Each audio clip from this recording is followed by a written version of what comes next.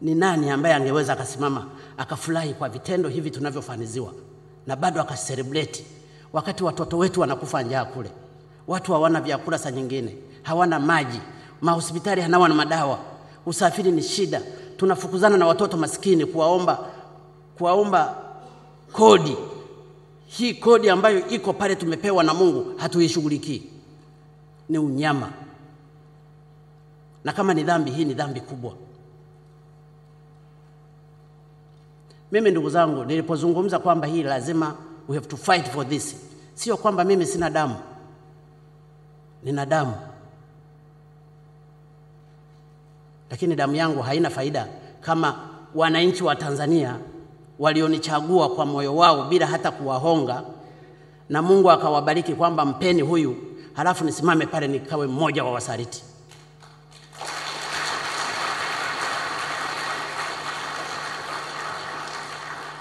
Siwezi nikasimama pale mbele nione wizi huu unaofanyika nikakai kimya. Nitaulizwa siku ya mwisho wangu. Na ninasema hakuna mchanga kutoka nje.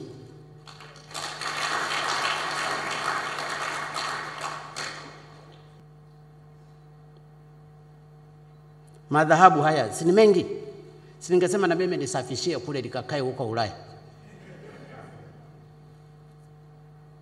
Kwani waliokuwa wanashusha percentage mpaka 0, unafikiri walikuwa wanafanya bure?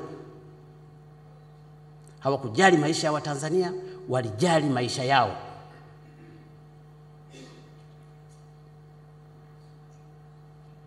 Saa nyingine nikizungumza openly, mnaniona mimi mtu wa ajabu. Lakini ni vyema angalau nizungumze machungu ninayoyaona kwa ajili ya Watanzania kuliko kukaa kimya. Tukiendelea kukaa kimya, tunaliangamiza taifa. Ukimya wetu na kuoneana aibu, tumeendelea kuliangamiza taifa. Tutakuja kujibu mbele ya Mungu. Hata makaburi yetu yalistahili kupigwa.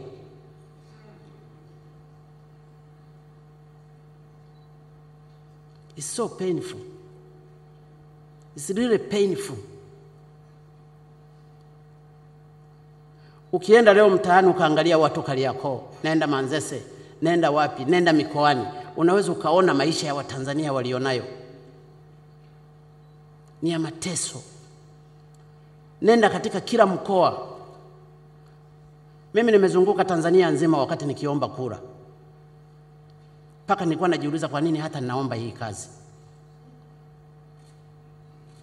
Umaskini wa Watanzania wanaokuzunguka.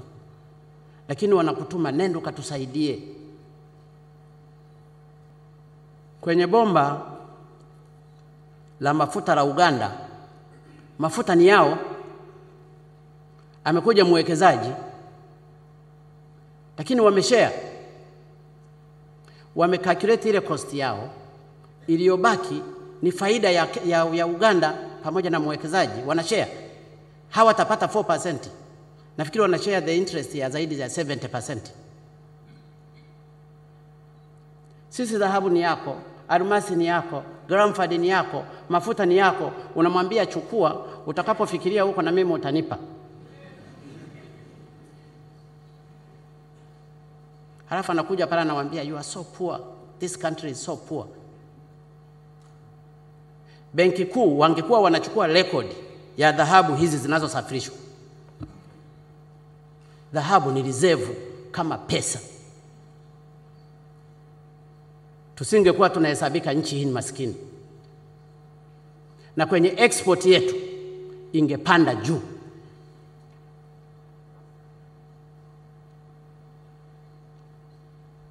Pale BOT kuna PhD 17.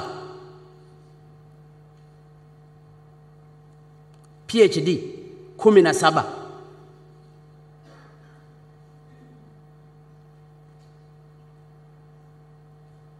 These are the results. Wanasheria wako wengi wamefundishwa na Profesa Kabudi. Sifahamu alikuwa anawafundisha nini. Wakiingia kwenye mikataba kama hii, ile sheria yote inapotea. Wanasaini chochote wanachoambiwa. Na saa nyingine draft ya contract zinatoka zimeandaliwa kule. wao wanakuja kuinisho. This is the country. Tumerogwa na nani?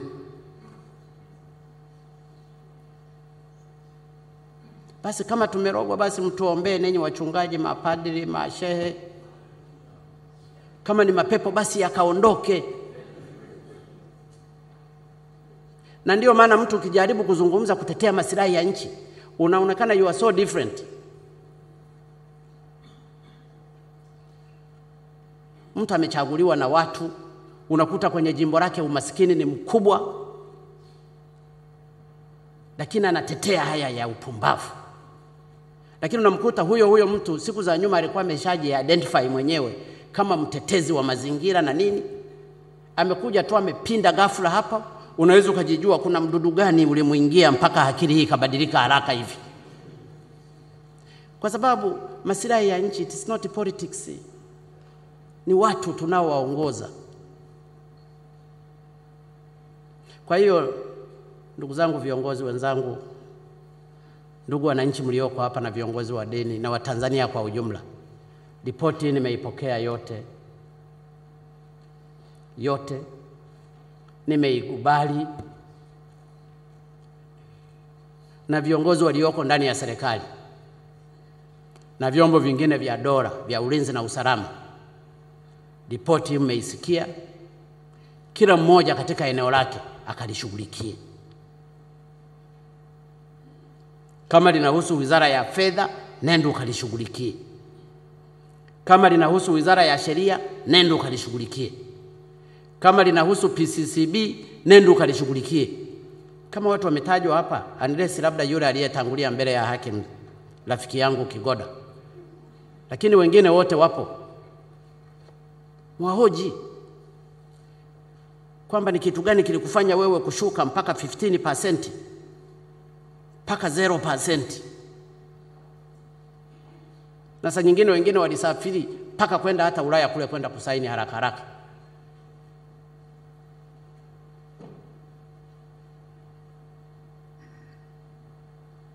Je, hizo hela zilizokufanya hivi ndio umezipeleka kwenye uwekezaji? Kwa sababu wengine ni matajiri tu ndio wanajifanya wawekezaji, kumbe ni hela zetu. Ili tuzijue angalau hata tuzichukue hizo ziweze kusaidia watu maskini, zikanunue hata madawa. Ni lazima tuchukue maamuzi magumu. No matter yanamhusu nani. Awe rafiki yako, awe ndugu yako, awe nani, we have to do it. Ni kama walivyofanya hawa. Nina uhakika Kiuki alipokuwa akizungumza hatua zichukuliwe kwa wanasheria waliokuwepo wakati mikataba hii inafanyika, ndio walikuwa mabosi wake, Kiuki, Mlata, lakini mmeweka hapa kwa kutanguliza masilahi mbele. Ndio Watanzania wa aina yenu ndio tunaowahitaji. Ndugu zangu, ninaweza nikazungumza sana, lakini makontena wanasema yako 20 tu tani, kumbe yalikuwepo makontena mpaka tani 25.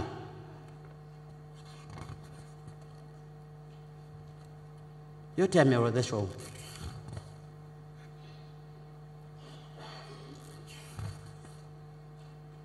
Mtu faida umeipata hapa, halafu unairudisha.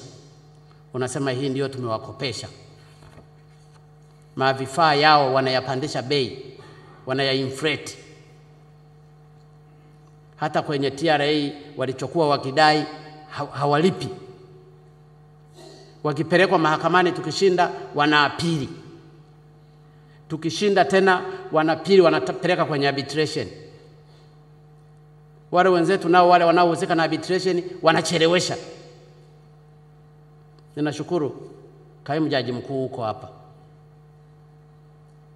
Hii issue tunatakiwa tushikamane kweli kweli. Tukiregea tu, we are out of track. Mwekezaji yoyote anataka kwenda kwenye environment ambayo ni conducive kwake. Environment ikiwa violate, hakuna mtu atakayekuja kuwekeza. Sasa ili kusudi environment iwe nzuri ya raha kwao, they should comply with these directions. No matter wametoka wapi. Mungu ametupa hizi dhahabu, ndio maana tumepewa almasi nini. Baba wa taifa Mwalimu Nyerere alisubiri kwanza kwamba mpaka tutakapofika wakati ule ndio tufanye. Ina uhakika aliko kule machozi lazima yatakuwa yanamtoka.